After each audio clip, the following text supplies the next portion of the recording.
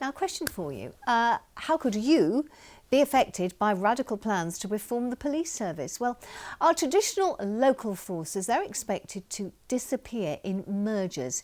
It's all part of a whole raft of plans to modernise the police and try and speed up response times. Here's our social affairs correspondent, Jeremy Ball. Big changes announced by the Home Secretary, Shabana Mahmood. The most eye-catching plans are designed to tackle huge public concerns. She wants serious crimes to get a police response within 15 minutes in towns and cities, 20 minutes elsewhere. Shop theft is a priority because that's rising faster than any other crime.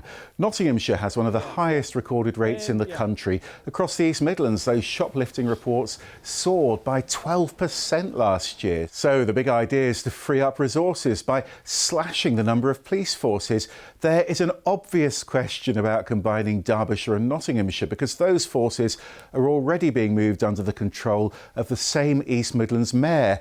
Or could we see a wider regional force because they're already pooling their staff and resources with Leicestershire, Lincolnshire and Northamptonshire police? That's the so-called East Midlands Special Operations Unit, which deals with the most serious crime, including counter-terrorism.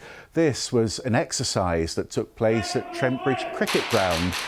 EMSU also takes charge of murder inquiries like this one in Leicester, as well as organised crime operations. This arrest was a makeshift gun factory in Alfreton. These specialist teams are now expected to move to a new national police service. Chief constables, well, they broadly welcome the economies of scale and the shared expertise, but it has been condemned, this, by Reform's only Police and Crime Commissioner, Leicestershire's Rupert Matthews. He's called it a government power grab. He's worried that rural areas could lose their officers to busier cities. And these are the same concerns we heard 20 years ago when there was another plan to merge the 5 East Midlands police forces that failed.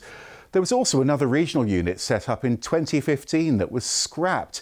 That was called the East Midlands Operational Support Service. That dealt with protests and football matches. It also ran firearms teams and road policing. The Derbyshire force, though, never joined, and Nottinghamshire soon pulled out, claiming armed response teams sometimes weren't close enough to respond to a terrorist attack. They were also worried about tired officers driving huge distances.